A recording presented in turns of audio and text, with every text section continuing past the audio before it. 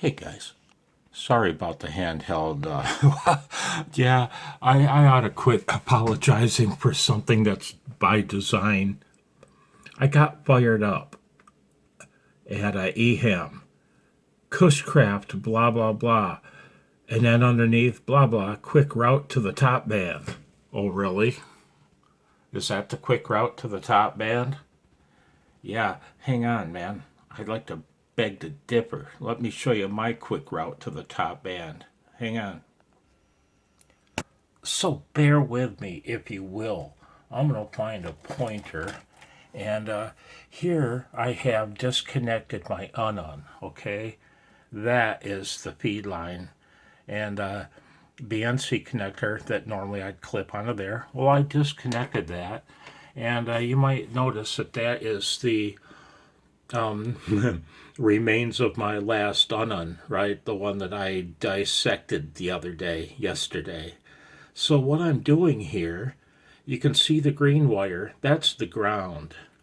It hooks to that yellow clip lead, which hooks to this bundle of white counterpoise wires that are laying on the ground. You see them, those three white wires?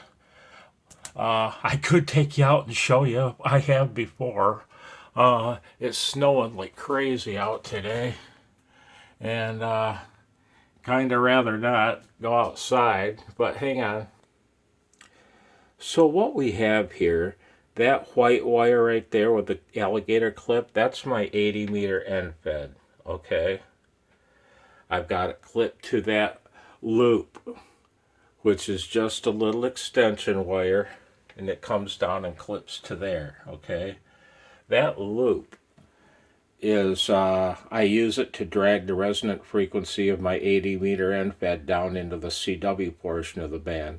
That way I can cover pretty much the whole band without any tuner at all. So that's what I've done.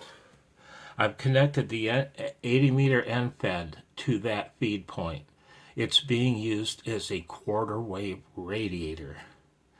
Now, yeah, we're going to have to go outside. Hang on.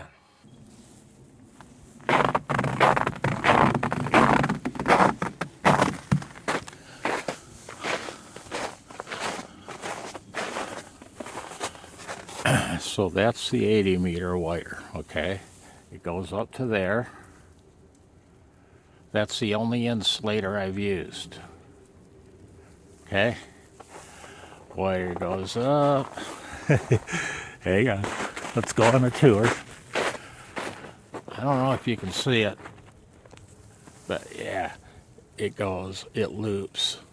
Gently looping up to that branch right there. It gently loops up.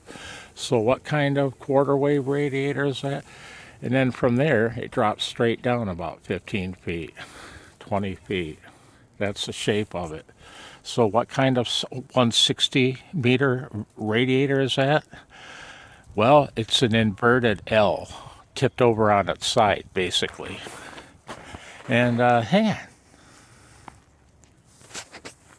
Oh, how things change here at the farm. How things change. Hang on. Okay. Boy, I was really hoping to show you some of these screenshots that I snapped. But the Moyer pattern is so bad right now. I don't know if you can make out any of the text.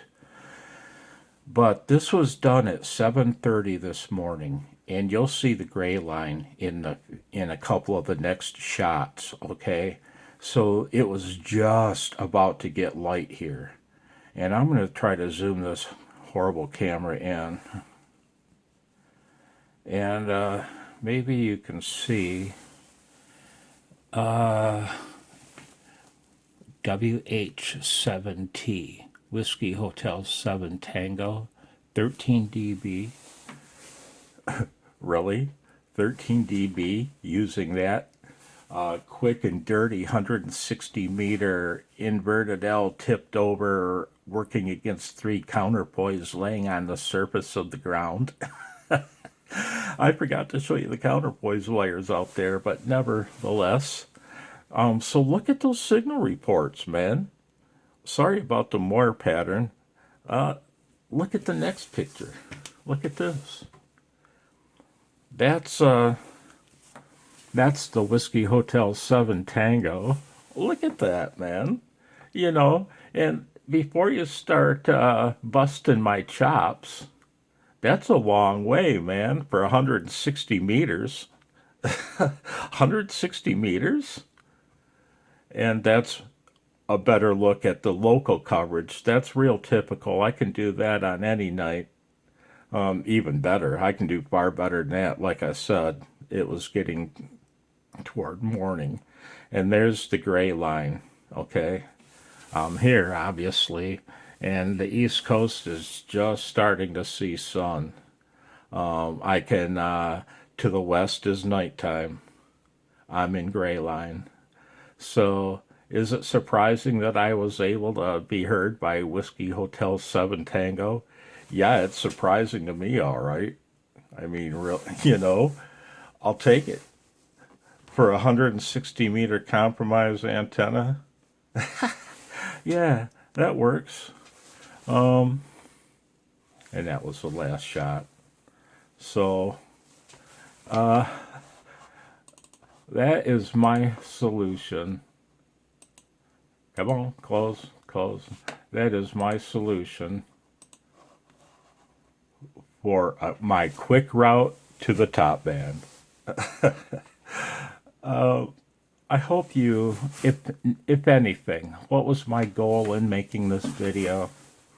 To encourage people to experiment with your antennas, with your existing wires and metal structures that you may have, because you can do wonderful things. You can do wonderful things. And I'm really kind of excited. I'm going to pull you off the tripod again and take you back outside. I want to walk the wires. I want to show you my counterpoise wires. Hang on. Hey, Mother Nature. Want some snow, damn it. Hang on. Okay. This is my counterpoise wires. I showed you that bundle of 3 wires in the house. There they are. They go down to the ground. 2 of them run that way until they reach the property line, at which point 1 turns and runs all the way that way.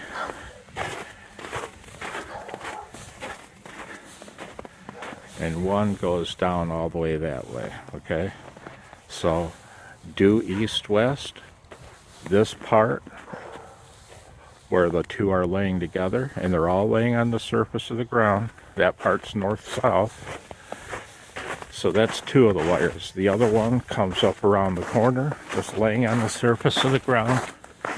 I tucked it down between the deck and the house, and it just comes over to here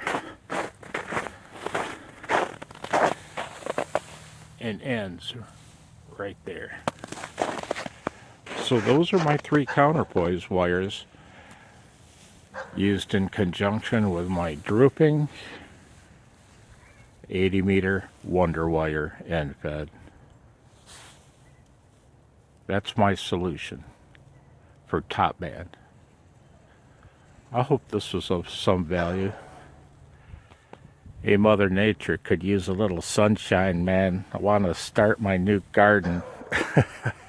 73.